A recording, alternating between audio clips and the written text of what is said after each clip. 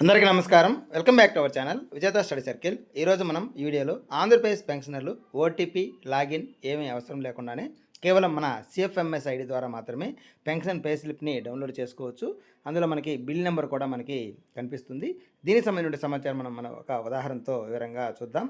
మనం లైవ్లో ఒక లింక్ ఓపెన్ చేసి దానిలో మనం ఈ డీటెయిల్స్ ఎంటర్ చేయడం ద్వారా మనం ఈ విధంగా చూసుకోవచ్చు.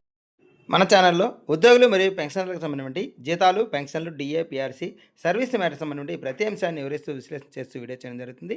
అలాంటి వీడియోస్ కావాలనుకుంటే మన ఛానల్ సబ్స్క్రైబ్ చేసుకొని ఫాలో అవ్వండి. మీకు తెలిసిన వారికి తెలియచేయండి. ఈ ఆలస్యం చేయకుండా మన వీడియోలోకి వెళ్దాం. మనకి దీనికి సంబంధించినటువంటి లింక్ మీకు డిస్క్రిప్షన్ ఇవ్వడం జరుగుతుంది. ఆ డిస్క్రిప్షన్లో మీరు టచ్ చేస్తే మనకి నెక్స్ట్ పేజ్ ఈ విధంగా ఓపెన్ అవుతుంది. అలాగే లేదనుకుంటే అక్కడ లింక్ని కాపీ చేసుకొని గూగుల్లో ఇక్కడ పేస్ట్ చేసి సెర్చ్ చేస్తే మనకి ఈ విధంగా కనిపిస్తుంది.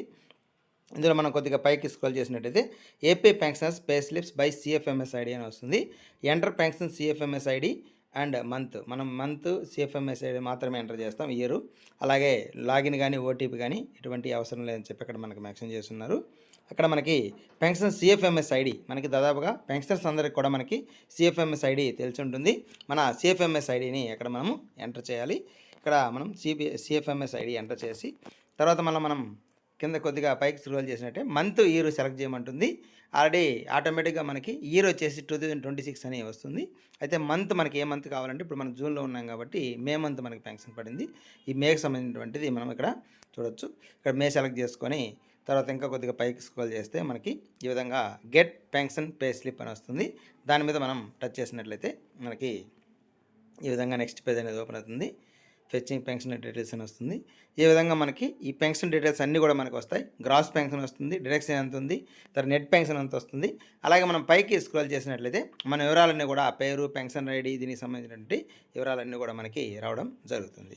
అయితే దీన్ని మనం డౌన్లోడ్ పీడిఎఫ్, ఇక్కడ మనం పీడిఎఫ్లో కూడా డౌన్లోడ్ చేసుకోవచ్చు, ప్రింట్లో కూడా తీసుకోవచ్చు, లేదంటే నెక్స్ట్ మంత్ చెక్ చేయాలన్నా కూడా నెక్స్ట్ లింక్లో చెక్ చేసుకోవచ్చు. డౌన్లోడ్ పీడిఎఫ్ మీద టచ్ చేసినట్లయితే మనకి ఈ విధంగా డౌన్లోడ్ అవుతుంది. దాన్ని పీడిఎఫ్ వ్యూవర్ ద్వారా మనం డౌన్లోడ్ చేసుకోవచ్చు.